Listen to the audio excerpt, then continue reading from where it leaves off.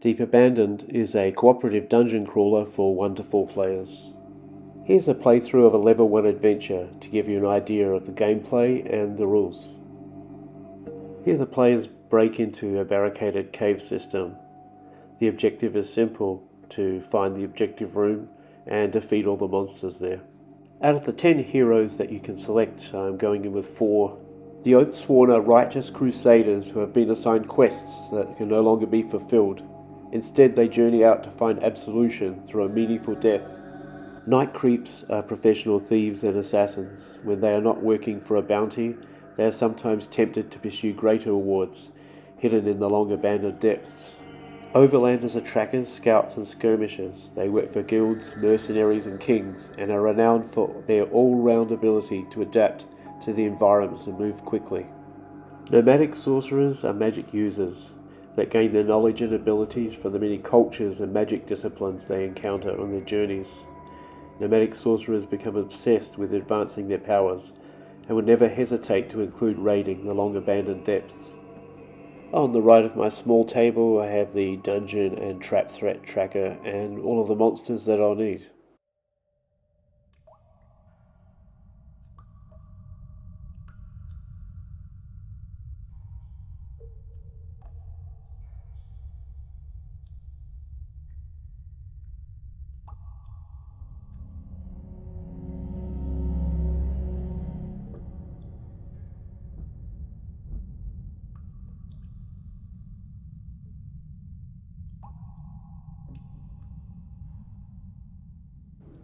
Once these giant spiders are deployed, the heroes get to use their activation dice.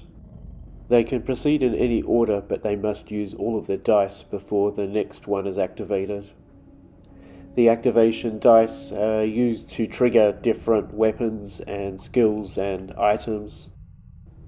Here the Oathsworn Paladin carves up quite a few giant spiders before the Night Creep uses his special movement skills to move past them without them gaining any bonus attacks. The Overlander then moves to a different position and uses a combination of bow and sword attacks.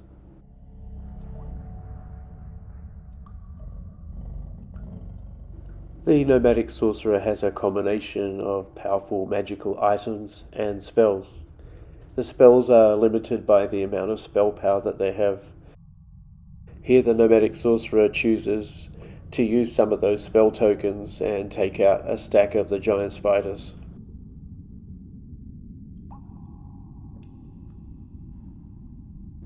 Between all of the activation dice, at least 4 ones are rolled. This means an event occurs. I roll 1d12 and generate this barrier, which is some falling rocks.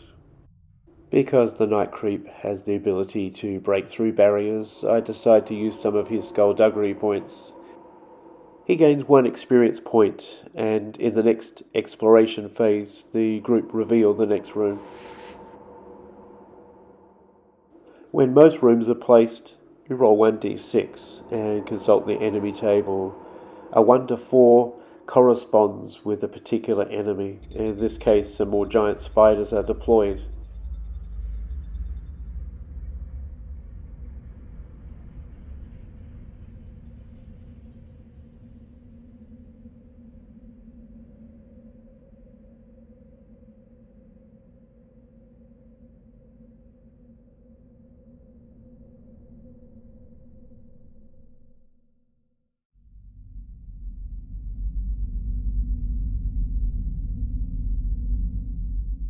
It's the enemy phase, and as you can see by some of these wounds appearing on the character cards, the spiders are getting a little bit of revenge.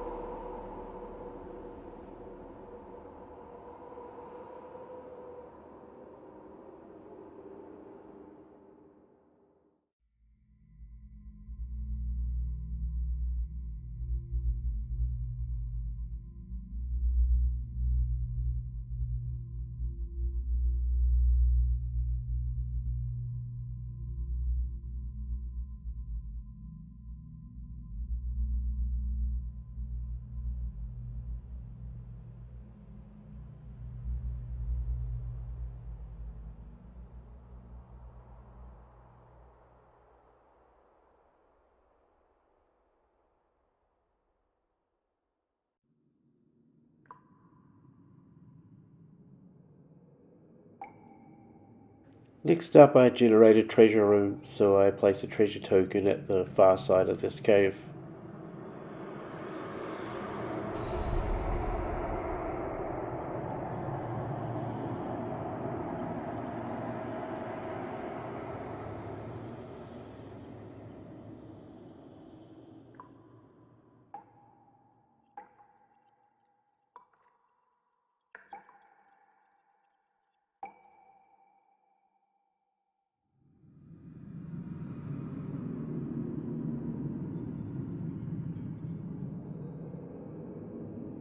Once again, I encounter a group of giant cave spiders.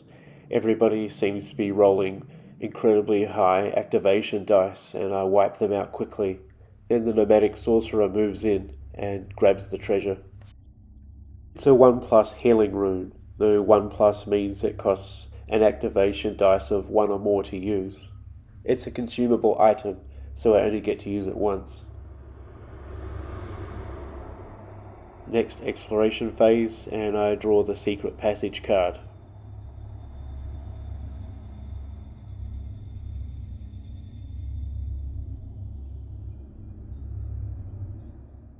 I roll a 6, and this is the master passage. This means that this room is connected directly to the objective room. The objective room contains the noxious carrion crawler and 6 giant maggots. This is a miniature agnostic game. Here I'm using a Mage Knight piece and some epoxy resin homemade maggots. The heroes, by the way, are from Massive Darkness, Warhammer, and Talisman. The Overlander has a skill called Scouting, and when enemy are placed, he can make an adventuring test. So he rolls 3d6. He rolls 1/6, so he gets a bonus activation dice this round. At least 4 ones are rolled, so an event occurs. It's a trap. It's a falling stalagmite. The Oathsworn Paladin is randomly selected, so he has to make a luck test. He has 1d6, and he needs to roll a 4 or more. He happens to fail this roll, but fortunately he has 3d6 in armor. A d6 armor dice always saves on a 5+, and in this case he rolls a 6 and prevents the wound. He inflicts 2 wounds on a 3 wound maggot, but because of the coup de grace skill, it is killed instead. The Night Creep has amassed a good stack of skullduggery points, so he makes some ranged attacks at the large creature at the back, and each time it's successful, he adds a poison token by spending 2 of those points.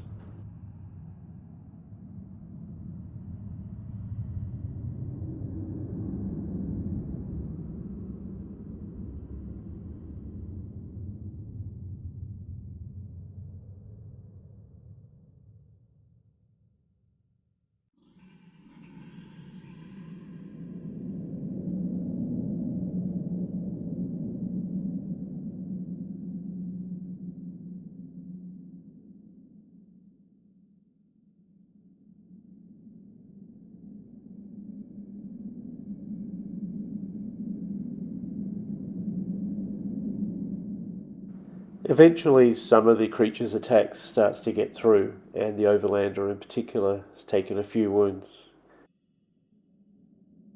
The poison has definitely worn down the noxious carrion crawler, and then it's picked off with the last spell point that the nomadic sorcerer has. The heroes then all roll on the treasure table, adding 3 to their d6 score because it's the objective room. The heroes will then go to the between adventure phase. Some of them will use this to go up a level, but they'll all have an opportunity to use their experience points not only to train, but to purchase new items. So, thank you for watching the playthrough. Remember, this is a miniature and terrain agnostic game. You can use all of your favourite minis and terrain from all of your games, all in one adventure. Deep Abandon also has blank sheets so that you can make your own adventures and even your own heroes.